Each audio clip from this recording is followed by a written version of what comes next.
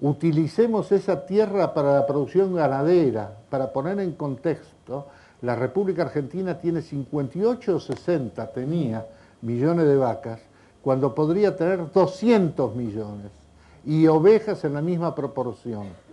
Pongamos con coraje a cumplir estos programas. Todos estos acuerdos, si el gobierno y las fuerzas de producción trabajan unidos y organizados, podrán alcanzar irremisiblemente los objetivos. Obras completas de Perón, octubre de 1973, tomo 24. Quiero decirles que todo lo que yo dije al principio, ustedes lo encuentran con toda simplicidad dicha en Perón en el último discurso.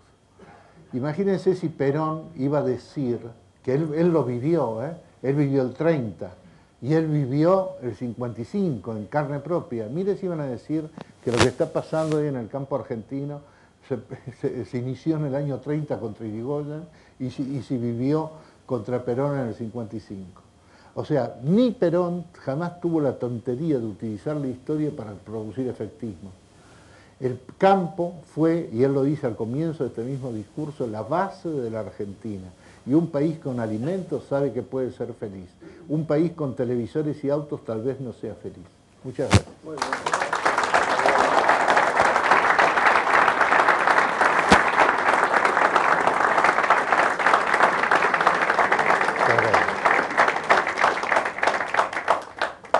Muchísimas gracias, Abel, muy bueno lo tuyo. Bueno, tenemos una cantidad bastante importante de preguntas, así que yo te las voy a ir haciendo, voy a tratar de juntar algunas y vos las vas a ir contestando lo más sucintamente que puedas. ¿Cree usted que existió un plan pensado que nos impida ser grandes como nación y que el mismo plan busca quedarse con los nuestros recursos naturales y humanos? Y a continuación, si los imperios o naciones son independientes, importantes por el comercio, ¿para qué se necesitan las Fuerzas Armadas? En realidad el imperialismo no fue solamente cuestión de comercio. El imperialismo es una historia complejísima.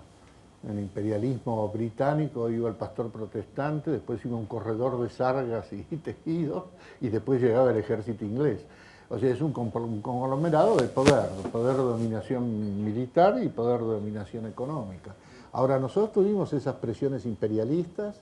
El peronismo es una reacción contra las reacciones imperialistas, lo fue también Irigoyen. Siempre tuvimos la amenaza de lo exterior. Pero tuvimos también una incapacidad interna muy grande de afirmar lo que hoy necesitamos afirmar necesariamente. Argentina tiene una gran avenida por delante como para andar por caminitos sinuosos. Argentina, una vez que logre afirmarse en este momento de viento favorable, que no es eterno, porque puede haber problemas en China. China es un país muy amenazado por su crecimiento tremendo, es otro tema ese. Pero en este momento nosotros tenemos que capitalizarnos y después manejar el dinero como dijo Perón en este artículo. O sea, llegar a ese reparto de la renta donde la justicia social se hace número. El tema de las Fuerzas Armadas. El tema de las Fuerzas Armadas. Era la otra pregunta que te habíamos hecho. ¿Pero qué decía? Que las Fuerzas Armadas eran necesarias. ¿Por qué se necesitan las Fuerzas Armadas? Las Fuerzas Armadas son indispensables en un mundo donde la violencia política es la tradición de Occidente. Hay países que nunca han sido imperialistas. Es el caso de la India, por ejemplo. China no ha sido imperialista. Se ha conformado con el celeste imperio desde sus orígenes y no se ha expresado como una potencia que va a buscar guerras al exterior. Las potencias marítimas europeas, en particular Gran Bretaña y después ahora Estados Unidos, son potencias militares. Los imperialismos de hoy, si ustedes observan bien, están prefiriendo, los imperios de hoy, digo imperio en el sentido no imperialista, sino el imperio de hoy, la gran concentración de un poder mayor que el de una simple nación, concentraciones para defendernos, como tenemos que hacer nosotros con la Unión Latinoamericana. Esos imperios algunas veces son imperialistas políticos y militares, y eso lo hemos vivido a lo largo de la historia. El último coletazo de esta pulsión nefasta de Occidente es el coletazo de Estados Unidos ahora en las guerras de Irak. y la amenaza de Irán. El episodio del cercano Oriente es gravísimo. El presidente Bush se carga en su historia el hecho de haber creado una mala economía. Un presidente de Estados Unidos puede perder la economía o puede perder una guerra. Puede ganar una guerra o perder una economía, pero perder las dos cosas, una economía y una guerra, no aguanta nadie. El aislamiento presente de Argentina ha desconectado a nuestro país de la dinámica global. ¿Tiene alguna posibilidad el gobierno actual de revertir esto o cualquier intento que haga ya tiene el sabor de lo demasiado tarde? Y tarde, el desprestigio argentino es enorme.